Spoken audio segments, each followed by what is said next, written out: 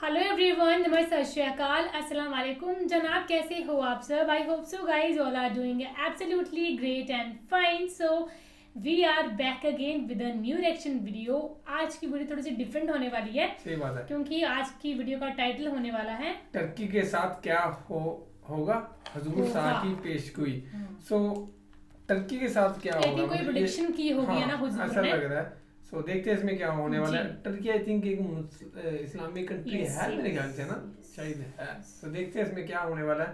सो बाकी करते हैं बाकी बातें डिस्कस। इससे पहले मेक श्योर आपने सब्सक्राइब किया है, फटाफट नहीं किया तो कर लो। एंड इंस्टाग्राम के दोनों के लिंक डिस्क्रिप्शन बॉक्स में है, प्लीज फॉलो। तो करें प्ले। यस।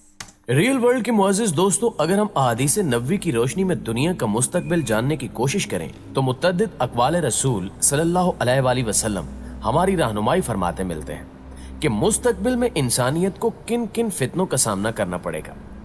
इन फितनों के बारे में हमें वाज़े इशारे मिलते हैं। इन्हीं फितनों में से एक फितना दजाल भी है। आप सल्लल्लाहु अलैहि वसल्लम ने फरमाया कि तमाम अंबिया कराम ने अपनी अपनी उम्मत को दजाल के शर से बचने के लिए खुदा से पनाह मांगने की तलकीन की है। दोस्तों, दजाल और इसके खरूज से मुतल्लिक अहादीस में तुर्की यानी कुस्तुनतुनिया का जिक्र भी मुतअद्दिद बार मिलता है। आज की वीडियो में हम जानने की कोशिश करेंगे कि दजाल और तुर्की का आपस में क्या ताल्लुक है और आप सल्लल्लाहु अलैहि वसल्लम ने तुर्की से मुतल्लिक क्या पेशगोई की थी।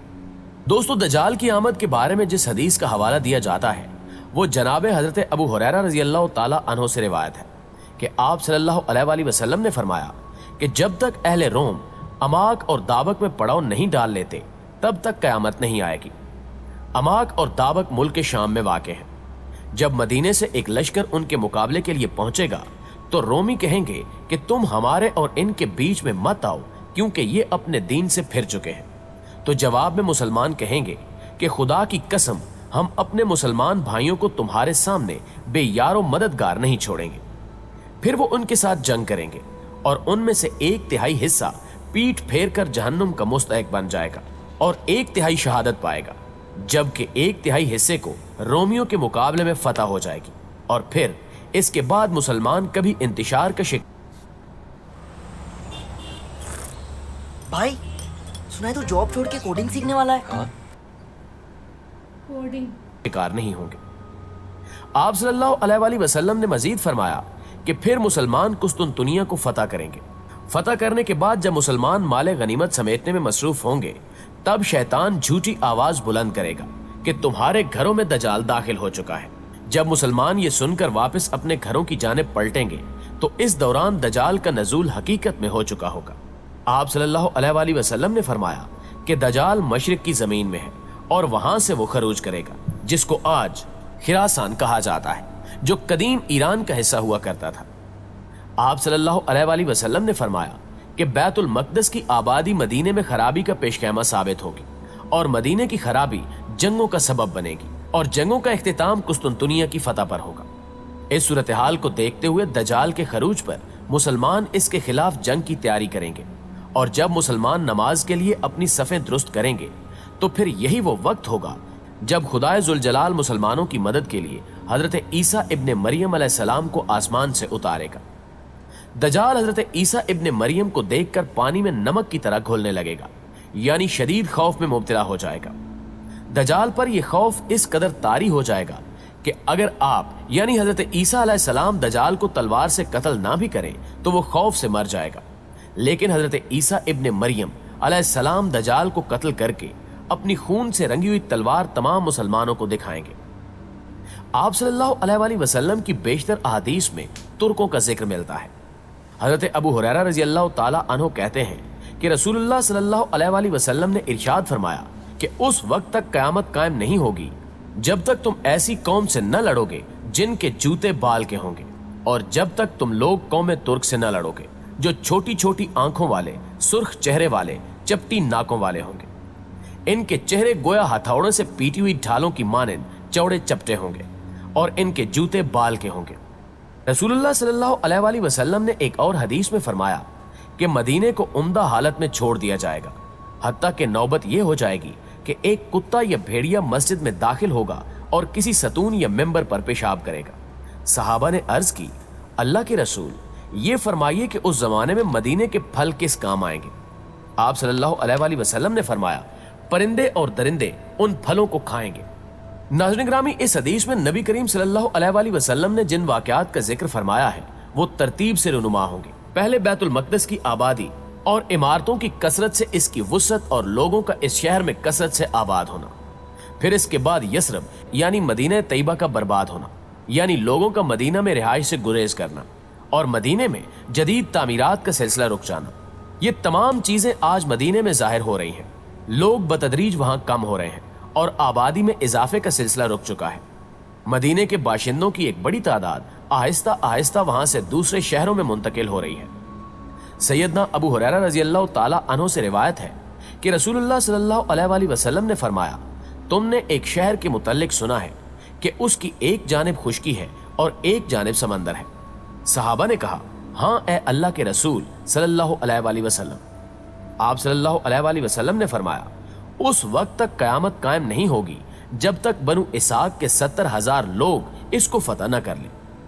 جب وہ وہاں پہنچ کر اتریں گے تو وہ کسی قسم کا اسلحہ استعمال نہیں کریں گے اور نہ تیر اندازی کریں گے۔ وہ کہیں گے لا الہ الا اللہ واللہ اکبر، تو اس شہر کی جانب کا ایک علاقہ فتح ہو جائے گا۔ ثور بن یزید کہتے ہیں، جہاں تک مجھے معلوم ہے آپ نے یہ فرمایا کہ سمندر والی جانب فتح ہو جائے گی۔ پھر وہ دوسری بار کہیں گے لا الہ الا اللہ اللہ اکبر، تو اس کی دوسری جانب فتح ہو جائے گی۔ پھر وہ تیسری بار یہی کہیں گے تو شہر ان کے لیے کھل جائے گا اور وہ اس میں داخل ہو جائیں گے اور مال غنیمت حاصل کر لیں گے۔ جس وقت وہ مال غنیمت تقسیم کر رہے ہوں گے تو کوئی پکار کر کہے گا کہ دجال نکل آیا ہے، تو مسلمان ہر چیز کو چھوڑ کر اپنے گھروں کو لوٹ جائیں گے۔ ناظرین گرامی، ان احادیث سے واضح ہوتا ہے کہ ترکی کو بغیر جنگ و جدل اور کسی بھی قسم کے خون خرابے کے بغیر کیسے فتح کیا جائے گا، اور یہ تکبیریں قسطنطنیہ میں ہی بلند کی جائیں گی۔ ان روایات سے یہ بات بھی واضح ہو جاتی ہے کہ آخری زمانے میں شام اور ترکی کا ایک اہم کردار ہے، لیکن جو ترتیب اور ملم الاکبری کا جو نقشہ مخبر صادق صلی اللہ علیہ وآلہ وسلم نے بتایا ہے، اس کے مطابق تو یہ جگہ اب اس امت کے پاس کچھ دیر کی مہمان ہے۔ قسطنطنیہ کے بارے میں ایک اور جگہ پر آپ صلی اللہ علیہ وآلہ وسلم نے بشارت دی کہ میری امت کا پہلا لشکر جو کیسر کے شہر قسطنطنیہ پر چڑھائی کرے گا ان کو بخش دیا جائے گا۔ عبداللہ ابن عمر رضی اللہ تعالی عنہ نے اللہ کے رسول صلی اللہ علیہ وآلہ وسلم سے پوچھا کہ قسطنطنیہ اور روم میں کون سا شہر پہلے فتح ہوگا؟ آپ صلی اللہ علیہ وآلہ وسلم نے فرمایا کہ ہرکل کا علاقہ قسطنطنیہ پہلے فتح ہوگا۔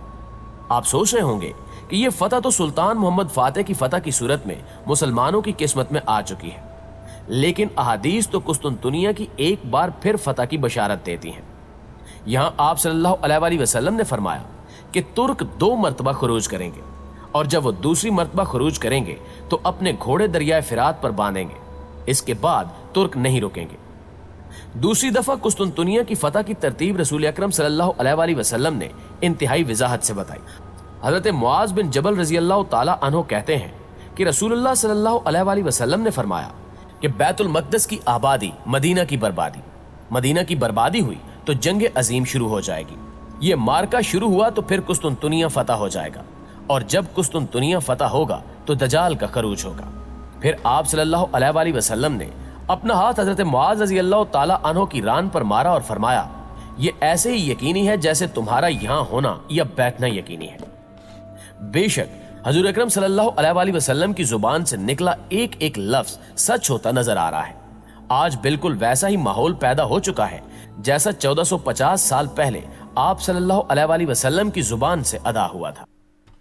کتنے سال پہلے حضور ثانیہ نے یہ حدیث کی تھی کہ ترکی کے ایک جگہ بتائی ہے، وہاں کا کوئی علاقہ ہے نا، شہر، وہاں پہ قسطنطنیہ نام ہے، وہاں پہ ایسا ایسا ہوگا، اور وہ ہمیں جو ہے ابھی ہوتا ہوا نظر آ رہا ہے، جو کہ ہم بالکل شک نہیں ہے اس کے اوپر پریڈکشن غلط ہوگی اس چیز میں، اور ہم بہت سی پریڈکشنز دیکھ چکے ہیں سین کی نا، جو یہ باتیں کہتے تھے، جو کہ بیان کی ہیں ڈاکٹر اسرار احمد جی نے بھی، جس میں افغانستان والا قصہ تک جو ہمیں تھوڑا سا کنفیوژ میں ہوئی تھی کہ وہ شاید پریڈکشن ڈاکٹر اسرار احمد نے کی ہے، لیکن وہ تو ایسا نہیں تھا۔ So, ये था जैसे इन्होंने दज्जाल की भी प्रेडिक्शन करी हुई है कि दज्जाल आने वाला है, अगर ऐसा होएगा, और वही चीजें हो रही हैं। एक वो बताया था उन्होंने कि बारिश कम हो जाएगी होना ना, अभी देखो बारिश बिल्कुल कम है। बारिश इतनी ज्यादा कम हुई है, इतनी कम हुई है, हालांकि बारिश होती थी लेकिन बारिश हुई नहीं है यहाँ पे। सो ये था, बाकी तो देखते हैं आगे आगे और भी ज्यादा चीजें। तो यही है, प्रोफेट मोहम्मद ने जो चीजें बताई हमें वही चीजें वो करनी होंगी चाहिए और होके रहेंगी। हाँ, अगर हम सुधरेंगे नहीं, जैसे जैसे अत्याचार बढ़ता रहेगा दुनिया में, वैसे वैसी चीजें वो भी बढ़ती रहेंगी। उनको रोकने के लिए वही चीजें जो उन्होंने बताई है, उन्होंने कुछ गलत तो बताया नहीं है, जो भी उन्होंने सही चीजें बताई है ना। तो ये था, बाकी तो फिलहाल इस वीडियो में guys, thank you so much for watching the video. मिलते हैं नेक्स्ट वीडियो में।